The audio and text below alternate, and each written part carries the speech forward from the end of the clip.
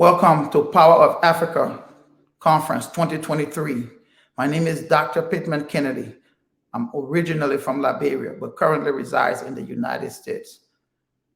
I'm a 21-year Air Force retired Master Sergeant. I currently work as an Innovation Program Manager with the United States Air Force Installation and Mission Support Center. Today's panel discussion is on education, and I would like to invite our panelists to the stage.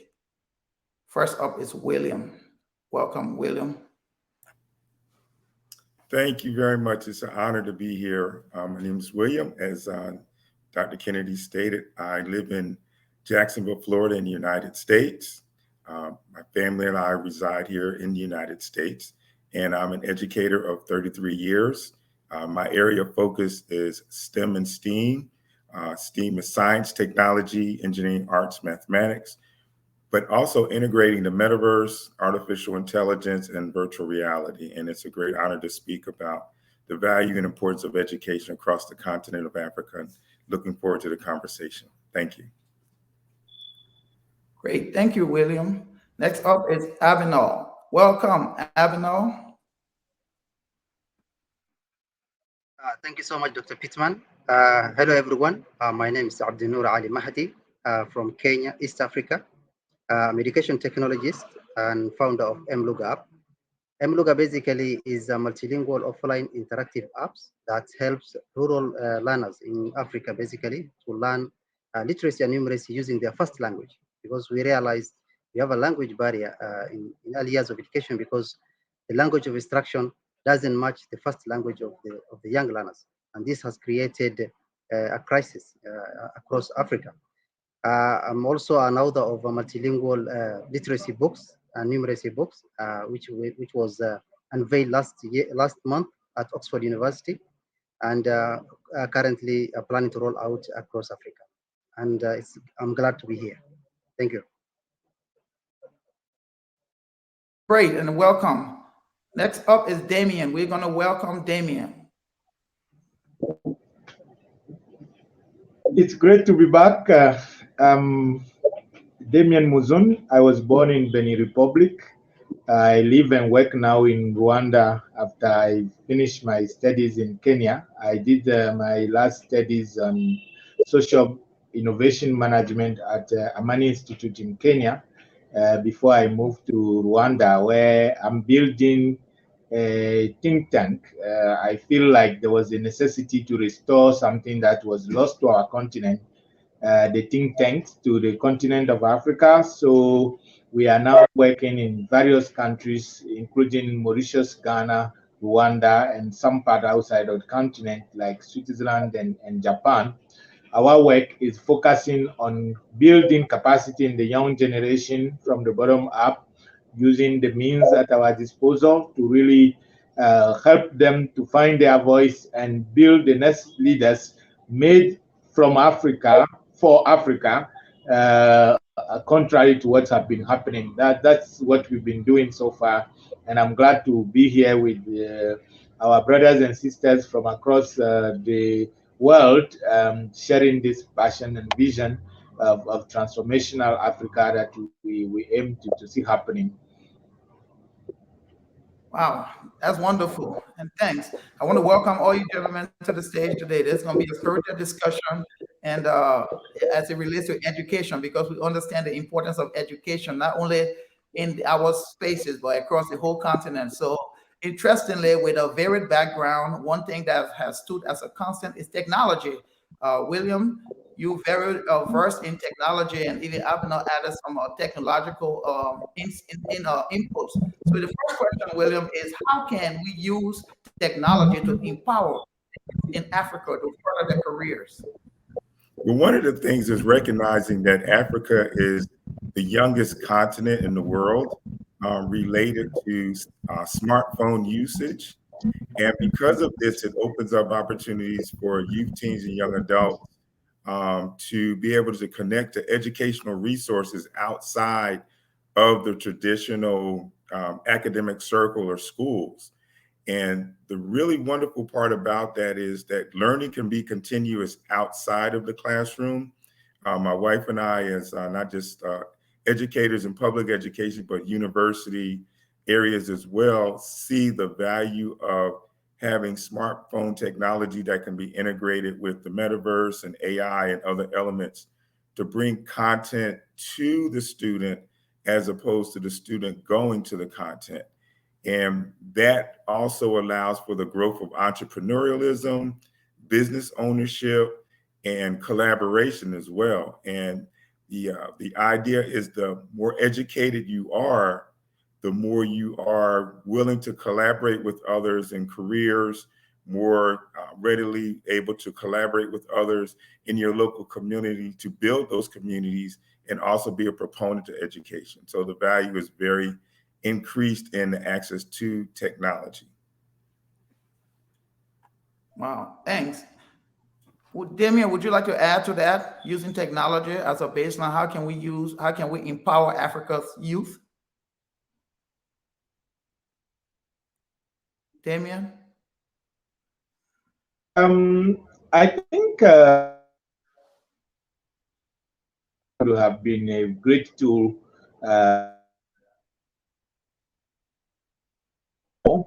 Unfortunately, the distractions has made it even has the opposite effect. I work with many young people when I travel across the continent, and when people own mobile phone like these smartphones, as we call them, most of the people who are supposed to be on the content sometimes are even there, even on YouTube or other platform, but people seem to be more driven by what is more destructive.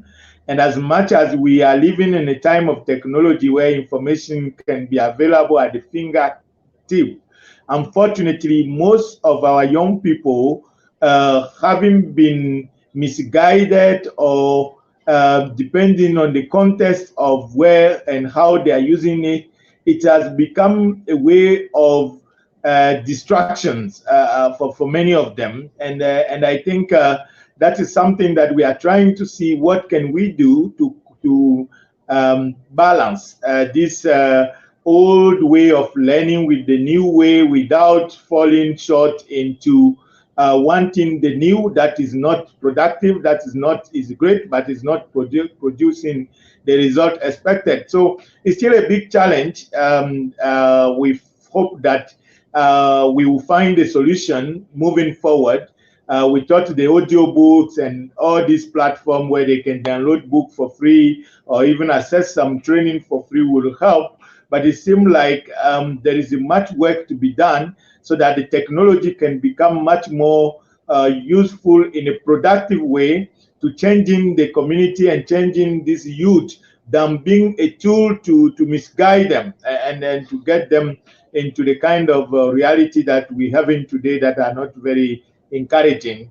That's what I will add to my brother William's sharing.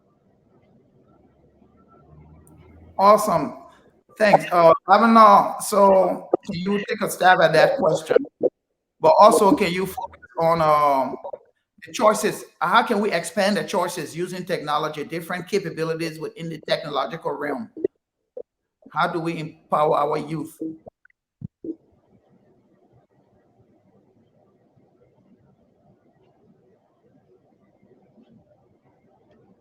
Abhinav, I think you're muted.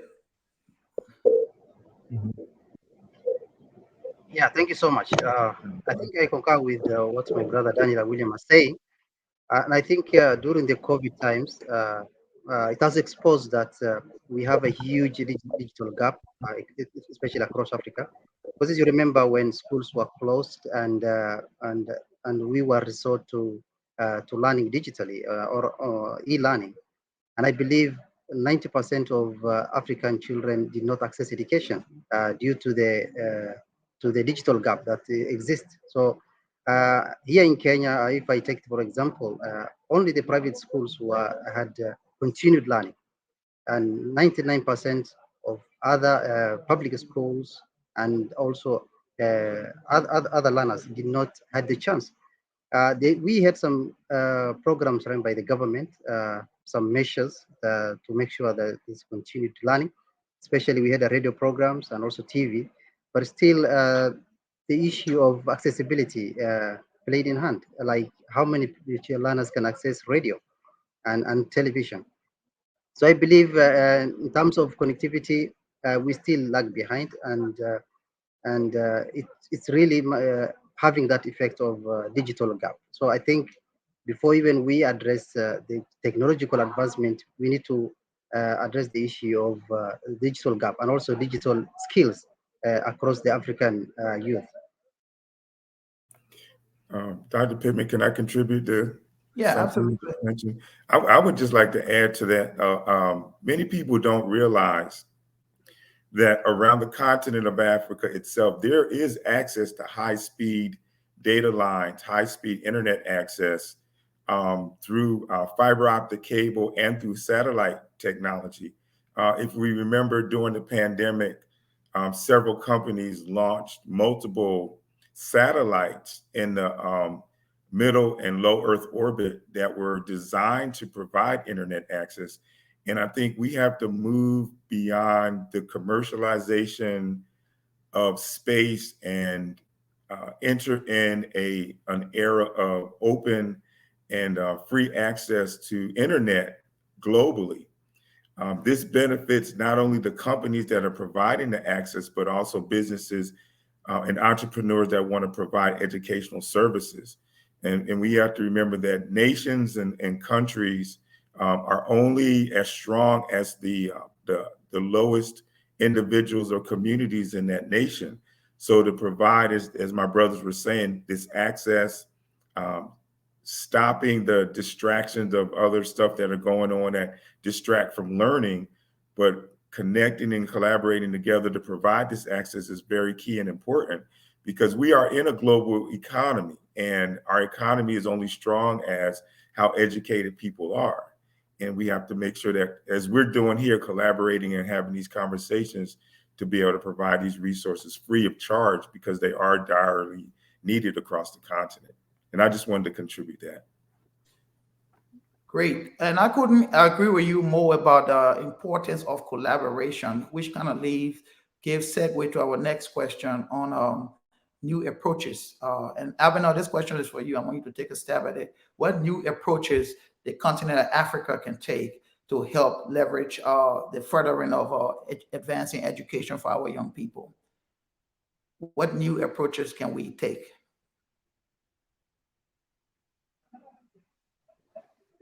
Please repeat the question, Dr. Pittman. Sorry. So as we talk about collaboration across Africa, what new approach can the entire continent take to help advance education within Africa? Thank you so much. I think, like I said in my explanation, introduction part, I have a startup which advocates for the use of first language in learning. So basically, and as UNESCO said in the recent report, that the first early years of education, learners are not accessing quality education due to language barrier, because of the language of instruction is a foreign language, especially a colonial language that was left behind. I was preaching in Rwanda some times back, and one of the judges told me, Abdi, what you are trying to solve is not a Kenyan problem. It's an African problem, basically. And every African child is struggling with a language that's not first language. So I believe if we use our first languages, we are going to improve the learning outcomes for every African child. And then I also believe education should also be localized instead of using some complex curriculums. I think we should use custom-made curriculums, which touches the aspect of culture, traditions, and African values, basically. And you know what's happening across the globe right now? Our African values is somehow diminishing. So I believe curriculum should be based on our own experience, not based on an experience. What about that? Sort of experience about a curriculum that was imported to us. So I believe through our education systems across Africa, we can do collaboration and improve our curriculums based on our African values. Fantastic. Damien, we'll go ahead and bring you into that. Can you chime in on this question? What new approaches can the continent of Africa leverage to help education expand for our people? Damien.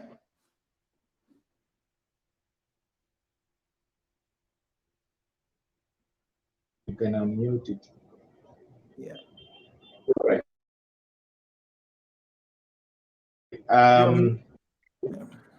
It was unmuted. Okay. I think I'm on now. Thank you very much, Brother Kennedy. I think it's one of the key reasons why we decided to build a think tank to try to tackle this problem from our level. We've had a challenge when we try to see what's the way schooling have been structured, which has been passed on from colonial experiences and designed for its sole purpose to be achieved, and now has been embraced as it's the only way toward knowledge acquisitions and people's growth and development. Now, we've seen the gap with people not going to school at all, but then being able to build things. And we have certain cases here, even in Rwanda, where you have many of these guys who really run the economy. They have no schooling or degrees or PhD or at all. And at the same time, our challenge was we cannot reject the schooling system to say, oh, because it's been imported. How do we have a society where education and schooling can still work in synergy, in that the people who don't even have access to these language barriers and all the struggles, they can still learn from this old formula where our people were highly educated, but not necessarily school, because they could learn from the elders under the trees. There were a way that the baton has been passed on from generation to another generation without it being written in a book and so forth. So how do we find a common ground without having to put the former system or the former structure or being rejected or in any way to have to destroy it, but adapt it so that even those who go to this school have a way that they can access real learning and knowledge and education that is not made in a form that it has been, like right now in many countries. If you see, even inside the system, there is a competition between who is using the Cambridge curriculum and who is using the national curriculum. And there are a lot of confusion around what is really the right thing. But education in itself does not have to be polarized, does not have to be tagged in where it comes from, who have been, which kind of background it has. It's the knowledge, information, and wisdom that can help people to tackle their own challenges whenever they face a situation. So we are trying to see how do we really get back to our custom and habit by getting people to learn without it being necessary the only way have to be in the classroom and getting the degrees. If people can get the degrees, it's fine. It's a good way to learn, but it's not the only way. And sometimes we have seen a contrast between the two. So how do we harmonize that? For now, we can say we have the silver bullet, but we are really trying hard to see how we can really make sure that it shouldn't be just academic, but we can find a way to even have knowledge and information access and the wisdom acquisition available to people from all backgrounds, and that's what we are trying to build. It's still a work in progress, and we hope that we'll get there. Thank you, Damien. Sounds like there's a lot of opportunity for collaboration and for find that niche amongst the various backgrounds and the various cultures, and even to a standpoint of the various governments, which kind of gives segue into the next question as it relates to government. So Abner, this is for you. You can take the lead on this. Do you think innovators get enough support and incentives from the government? Do you think innovators get enough support and incentive from governments as it relates to helping further education? Yeah, sure. I think I can give a good example from my personal experience and my journey with my startup. The one I said that advocates for the use of the first language. We currently did more than 19 Kenyan indigenous languages, and we have a new curriculum, a competency-based curriculum that really supports the use of indigenous languages. So I started this journey, I think, back in 2018, and it took me up to 2022 to get approved by the relevant ministry. So we have a bureaucratic institutions that really frustrate you when you come up with your innovations. Uh, you pay very huge amount of money to get approved, while even the institution is being funded by the government and even other development partners. So basically, it's a huge crisis here in Kenya, especially for innovators, especially when they go through the government institutions. Because if I innovate a product which is maybe health based, I have to go through the health ministry to get approvals and get the green light to. If for education purpose, we have a curriculum design institution, which I have to go through it. So basically, it's not easy, and we have not seen any laws or policies that support innovators. Recently, there is an association that I led. It's called Association of Countrywide Innovation Hubs. Basically, we have 63 innovation hubs in Kenya outside the major cities that are aimed to support innovations at grassroots levels. So we submitted a bill to the Senate, a startup bill, which is going to give incentives to innovators, give them a 7-year tax haven for their startups. But unfortunately, it did not see the light of the day because of it didn't even went through. But I believe in Africa we have some few countries that adopted startup bill, which is a great initiative, especially in Nigeria, I think in Ghana and also Congo, they have adopted startup bill. So if we make that startup bill strong, I believe it's going to address most of the challenges that we face, especially having a startup and no funding to start with. So your startup maybe will die a natural death before even you go to the piloting stage. So I believe I can speak for the country I am right now in Kenya. Actually, there is a very poor support system in terms of supporting innovations, leave alone supporting even getting the right documents to go to the market is not easy. Like I recently submitted my multilingual mother tongue based books to the ministry, and they gave me a budget which didn't make sense. They might even give you a budget of $20,000. So as a startup, I don't know how you're going to raise that kind of amount of money. So, and I believe this cuts across Africa, and we need to be very serious about uh, innovators because from 2018, I think I've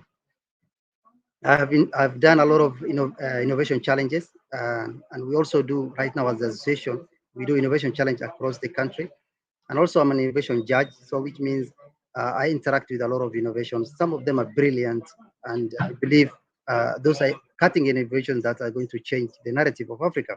But unfortunately, due to the lack of support from the government and the relevant authorities, and I think no one is going anywhere without having right policies and also stop frustrating innovators. So, to my observations and from the Kenyan perspective, I think there's no incentives given to the innovators, and they're not given the right support they deserve.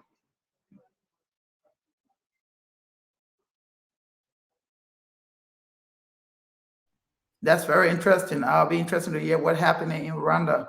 But I'm sure William has a complete different perspective on that based on his association affiliation with VR, AR, and some other technological advances as it relates to innovation. So, William, what's your take on government support for innovation? Saying that, you know, it's interesting when you're looking at the broad spectrum of different companies that are investing billions of dollars into AI, into VR, into those technologies that are powering what we are taking advantage of.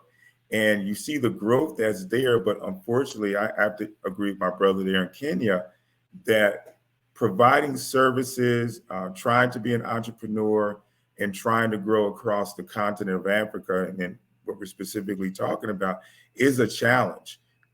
Because as educators and as business owners, as my wife and I are, we're offering educational curriculum, we're offering workshops, we're offering opportunities to present what the internet is, how it's growing, what the metaverse is, how it's going to be influential in education and technology and other technologies and in business. But there's a pushback, and as he was saying, a lack of funding for these opportunities to take effect.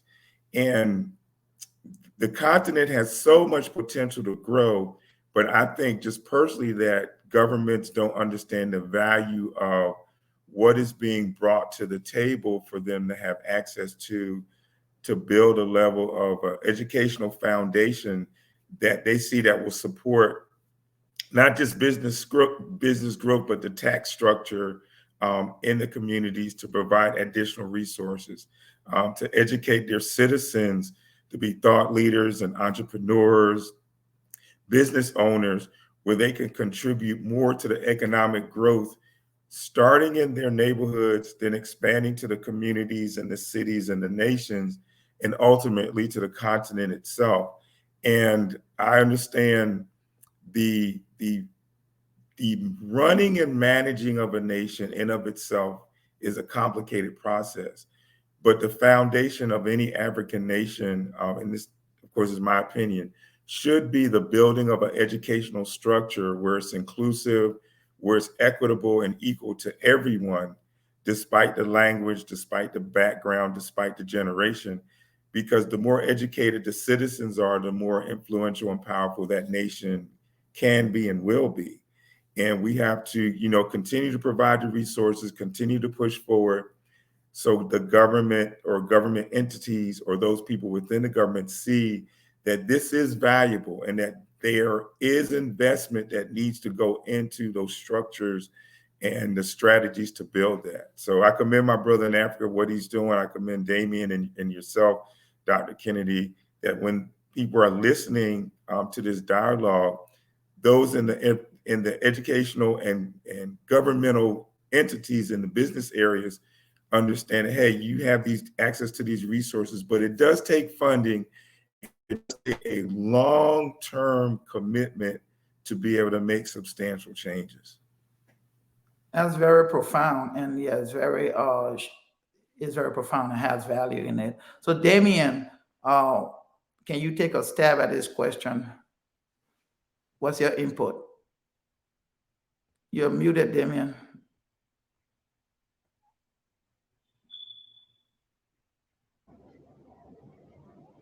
All right, now I'm back on.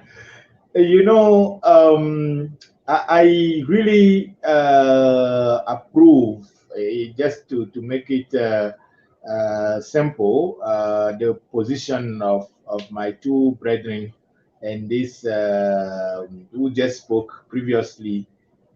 One thing that I would like to add for the sake of our people who are now listening somewhere is that of course, the reality, if we have to talk, the way you putting up the questions, if we have to look at the framework we have in our countries in terms of policies and the funding, it's like most of our innovators wouldn't even be able to make it because it's not designed to really support the grassroots, the development from the bottom up. I recall before even I was in Kenya, when I was completing my studies and needed to start this think tank.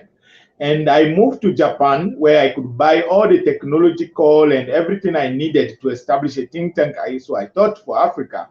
And in Japan, I was approached by people there to say they needed the work I wanted to establish, and I could have my base there, and they could offer me a space at the University of Tokyo, and I could do my work there. Every support could have come, and registering a think tank there is not a problem. But I look at the development of their system, and I told them, you know what, you've done so well here, and Africa needs me. more, so let me go back and do this in Africa. So I shift all the things that I had all the way from Japan that I bought to Kenya. But irony of the destiny, I may say, everything got robbed in Kenya in a very painful way, as a way of setback that I almost went north. Based on the money that I put in, I sold my own properties and everything I could, and all the money just vanished. So starting from the security point, like even if they don't have the policy and they are not willing to give you the money, and you try to go get the money yourself to start, there is no structure that protects your work from those thieves, or any way that you can even get your thing that you want to do.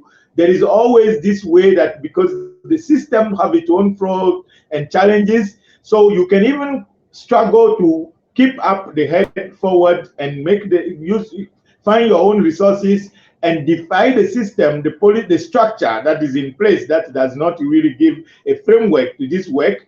But if at the security level you can be protected, then in that regard, it's just what is the challenge most of the time that we face in our countries. No matter the context that we are in now, and our speech should go toward those young people, because if I had to give up, this as a program I've been running for the past 9 years would not existed, because I have to keep up trying, and I shift from Kenya to Rwanda. They have a kind of security and some kind of political will, but then you also have to find the money for yourself. And the one who want to found the project from outside want also to dictate and hold the remote control about how you should run the show, whom you should hire, whom you should not hire, and all the implications. So we have this kind of artificial reality that my encouragement to those who are listening to us right now is that we can wait. We can only keep trying, because all those countries that we see today, Singapore, Japan, and all these people, even America, where most of you are, they didn't wait for anybody to give them their freedom. They have to fight for this. And that's the only way for us. If we want to use the shortcut or use the blame game as we usually do, we can blame and blame forever, but the snake that bite us did its part. But now what are we feeding? Are we taking care of ourselves? Not to be victimized and die because that snake bite us, and could have and did the same to somebody else who decided to fix his own wounds and remove the poison and keep alive.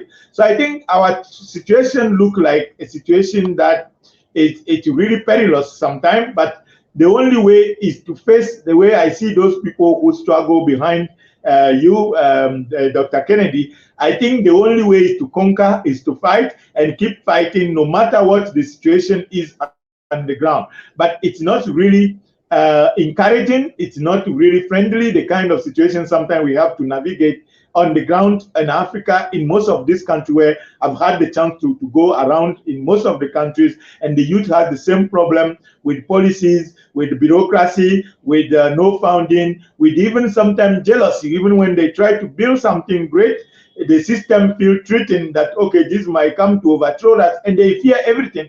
So I feel the solution is also about educating people, and then when the critical masses take off, then the rest, where the people, the leaders fail to lead, the people will make them follow, and that's the only way we can go forward. Wow, that's great. Great addition and contribution. And I would just like to chime in before we pivot to the next top question. I believe that we can all agree, and I'll venture out to state that technology is at the heart of education. Without technology, education slows down. So we must understand collectively our demand signal for moving technological advances forward.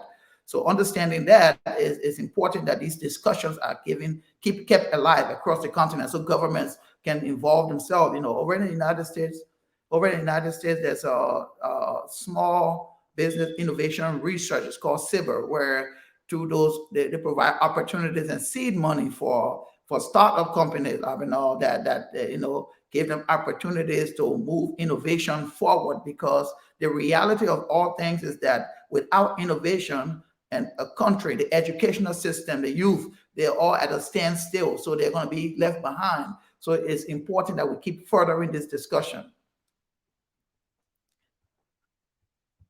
I will uh, move over to the next question, which is going to be for William. So, what can Africa do to increase its independence in the technological education of youth, teens, adults, and what must the teachers do? What must the leaders do? I think one of the key things is to see how, well, to embrace how technology can make education, first of all, culturally relevant. My wife and I, when we're doing workshops here in the States, or we're providing workshops and trainings virtually, whether they're in Nigeria or Kenya, where we do some work, or Uganda or South Africa, one of the main things we focus on, whatever we're teaching, how is it going to be culturally relevant to the individuals that are taking the course of the class?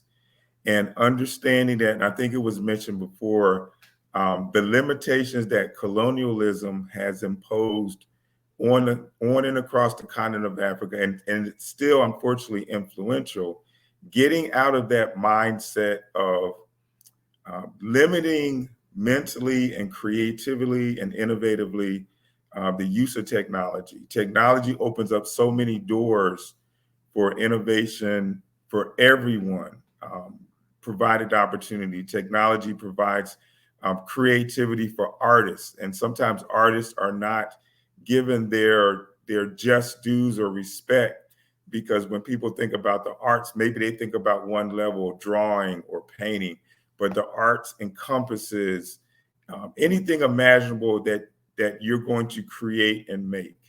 So bringing that cultural background, bringing that cultural understanding that all cultures are important and valuable, are key to the educational aspect and the blending of technology. Several of the courses that we have are, even when we're talking about the virtual reality, is how can cultures take their background history and place it on the internet and house it in virtual reality spaces or metaverse spaces, so people can come into those spaces as avatars and look around and engage and learn about the history of Africa, about Africa.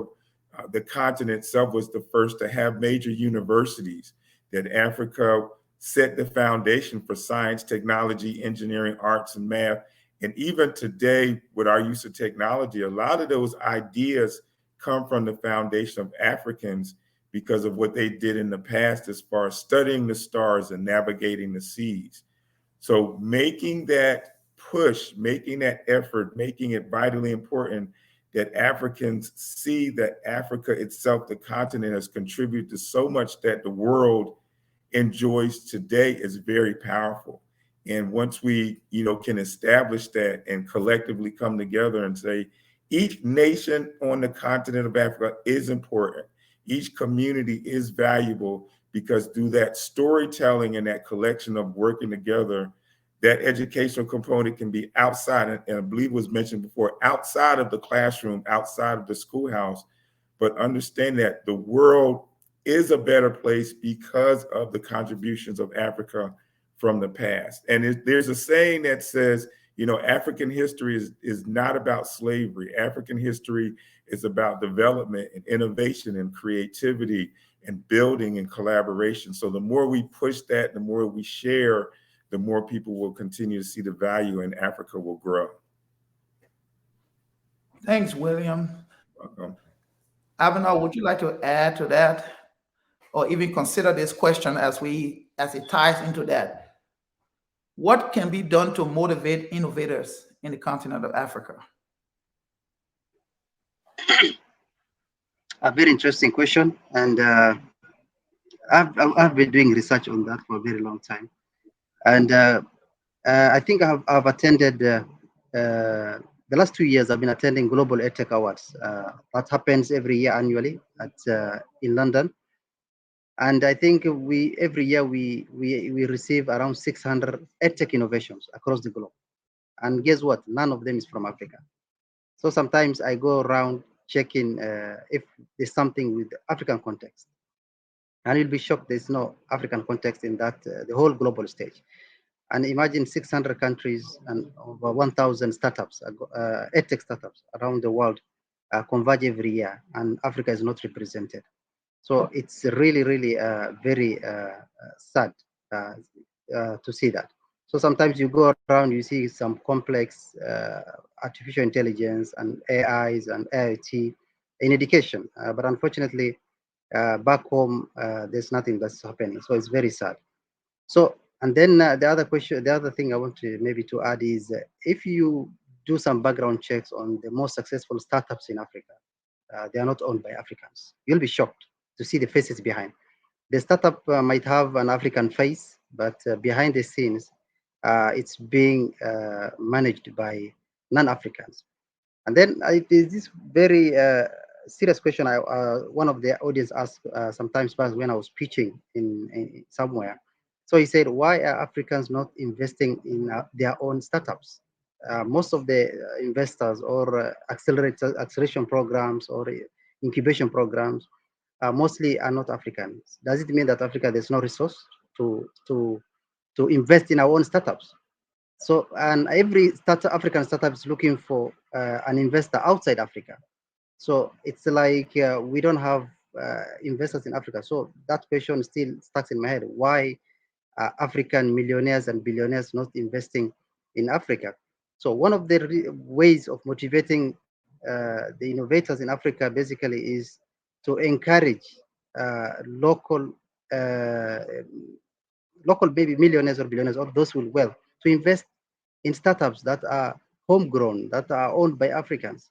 So one of the ways is that. The other way is basically to have a framework and policies that support innovators, especially here in Kenya, where when I was talking about the startup bill. If that bill could go through, I think it will have solved a lot of problems that we face on a daily basis as a startup.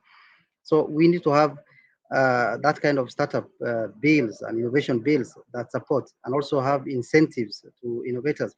And funny enough, in Kenya here, we have an agency called Kenya Innovation Agency. Up to date, I don't know what they do. And they're not even popular and among even the ecosystem, the players in the ecosystem. And they're funded by the government. It's called Kenya Innovation Agency. So I think it was constituted under the Ministry of Education. And the aim was to address these kind of challenges that are faced by the innovators. So I think if we have that startup bill or innovation bill maybe running and also having that kind of agency which is well funded and also very serious about innovators, and also Africans investing in their own startups without looking for outside Africa for investors. I think those three will really support innovators and also boost their morale. Yep. Dr. Kennedy, can I add something to that as well? Yes, sir. I would like to add to, as my brother was saying, there are entities across Africa called WordCamp conferences. And WordCamp conferences are basically technology conferences that teach about not just web development, but the integration of the web and AI and VR. My wife and I, we have been teachers, advisors, consultants, speakers, and organizers in WordCamp conferences. And we've taken it upon ourselves for the last several years to sponsor youth, teens, young adults, and teachers to attend WordCamp conferences, because when you get them in an environment where Africans are communicating together, they're teaching, they have sessions, they're sharing their knowledge, they're also building up the youth. This is very important and key as well for the expansion of different types of technology and the use of technology, not just in education, but outside in business. And more conferences are coming up. Actually, they had several in Jinja, in Tebe, Nairobi's coming up. Makasa is also coming up. Several are in Uganda, Kenya, Nigeria. So if those individuals that are watching this are interested in attending WordCamp conferences, just to Google WordCamp conferences in Africa to see what's available. And most of the time, they're 2-day events, and they provide a wealth of information and wonderful networking. And they do welcome youth, teens, and young adults. There's opportunities to collaborate and learn to expand outside of those communities as well, and be involved in meetups, which typically meet once a month. So as my brother was saying, even some of the government entities that are not providing funding or providing resources, there are opportunities like WordCamps, which are associated to WordPress, that's there and available. And like I said, we've been sponsoring students and teachers for several years. The growth is slow, but the value is basically increasing. So thank you for sharing that. Yeah, there's a need for collaboration. Collaboration is essential. Over here to bolster the innovation and learning ecosystem, it's a lot of synchronization between government, between academia, research institutions, as well as industry experts in furthering innovation and learning for our young people and giving them opportunities. So we'll go ahead. We got about one more question, and that's going to be with Damien. Damien, the next question is going to be, what sufficient incentives would you recommend be given to educators in Africa to stimulate developmental thinking in the educational system?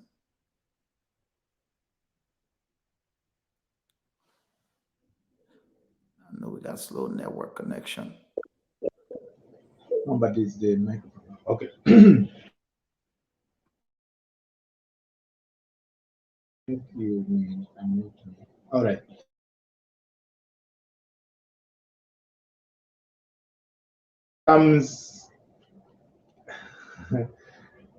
The question actually comes with its own question as to ask by whom is going to stimulate. So I think we have to empower ourselves, and that's why I think the first thing that we have to do is to learn to work in synergy. The problem I've seen across Africa is that there are great ideas and people, and sometimes, as we just already spoken about, blaming game, but again, sometimes the very people who are trying to bring something across seem to play in this kind of zero-sum game where they end up in some kind of competitions, very unhealthy competition, than just doing what it takes to really synergize and bring their effort together to see how could we go together. There is a saying that when you want to go fast, go alone, but when you want to go far, go together. And that going together, we haven't learned it. And when you are going fast, you don't go very far most of the time, because sometimes you run out of fuel. But when you are together, there is that bondage that always carries it, and it can pass on to generation.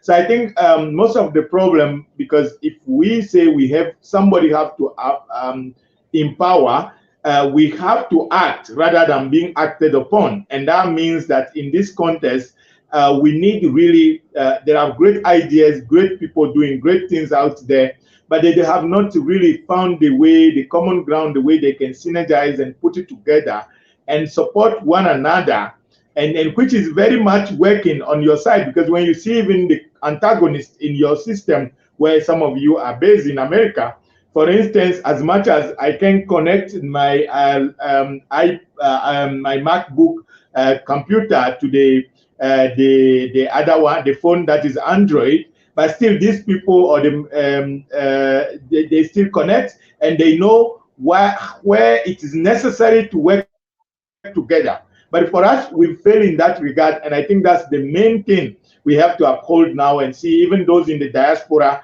when the more we come together and we find a way to study our problems, we will be unbeatable. But as long as we want to go separately in a diverse way and trying to do those kind of competitions, we are not going to make it happen. And the only encouragement should come from within us as we inspire each other to represent those candles and mirror for one another, which have not been happening. And I'm glad Brother Ali Mahdi raised this issue when he was talking about the fact that the Africans don't found their own thing. It goes in the same line.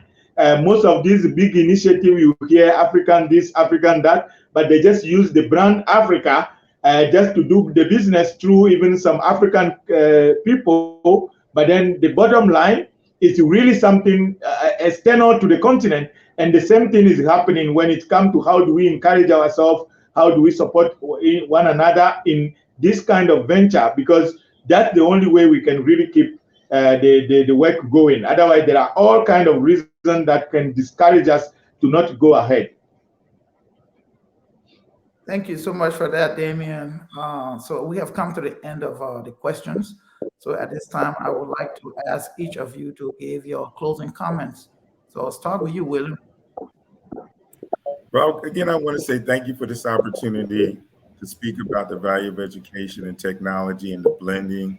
I would like to continue the conversation even further in future areas. But if individuals or organizations would like to connect with my wife and I, my brand is My Quest to Teach. They can reach out through my blog, myquesttoteach.com. I am on Twitter, My Quest to Teach, Instagram, My Quest to Teach, to continue this conversation and open for collaboration in education and business. There are so many things that we can do through education, teaching, building, designing, creating. And we are actually in the process of building spatial galleries for conferences and teaching young adults and empower them with these skills and abilities. And it's not as complicated as people think, but it does take an effort and a change of mind. And we appreciate the chance to do that. And looking forward to the future as well. Thank you. Oh, great. It was great having you here on this panel. And thanks so much for your contribution. So much value. Avinal, can you provide some closing comments for us, please? Yeah, thank you so much. It was great having this conversation with the gentlemen. And I think it's high time for Africa to wake up and also revisit, go back to the drawing board, basically. We have been talking a lot about what to do. I think recently we had a webinar on about the scientific research. When you see scientific research, they're all in English language. So we were wondering, what about those rural communities? How are they going to access those scientific research? So basically what we mean is we need to localize our scientific, our STEM, our STEAM, our education, everything within our own context. So I believe a lot of talking has been done about Africa, and it's high time we start doing it instead of talking. In terms of innovation space, I think Africa has a huge potential. Africa has really huge potential. If only we will going to have a working government that's going to support innovators. Trust me, we have all that it takes to have Silicon Valleys across Africa. But unfortunately, the governments are not really into this. So I pray and hope we are going to change as we progress forward. Thank you so much, and it was a pleasure talking to you. Thank you so much, Abno. Very much value added. So, Damien, can you provide us with some closing comments, sir?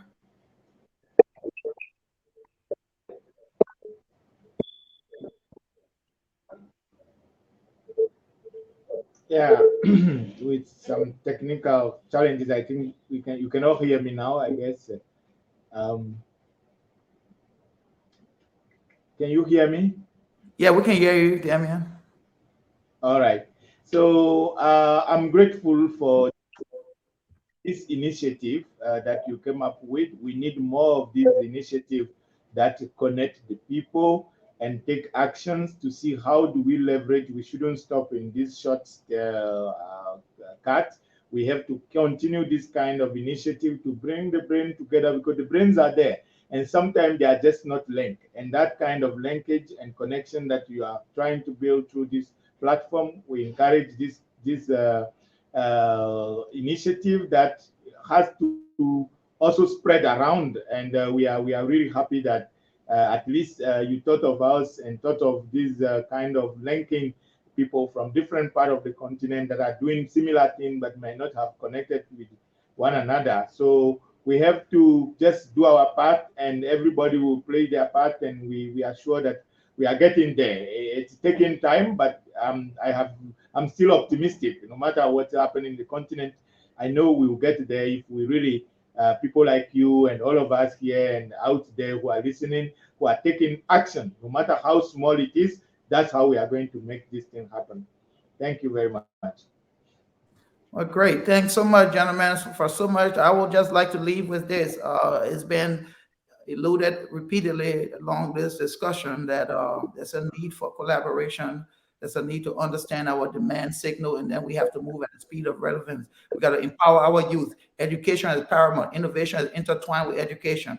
Our governments must support us. Collaboratively, we can move the continent of Africa to elite level. But we have to come together. We have to continue moving this, cultivating this ecosystem of great minds. So I thank you all for a great session, and we're looking forward to more of that. Thank you so much.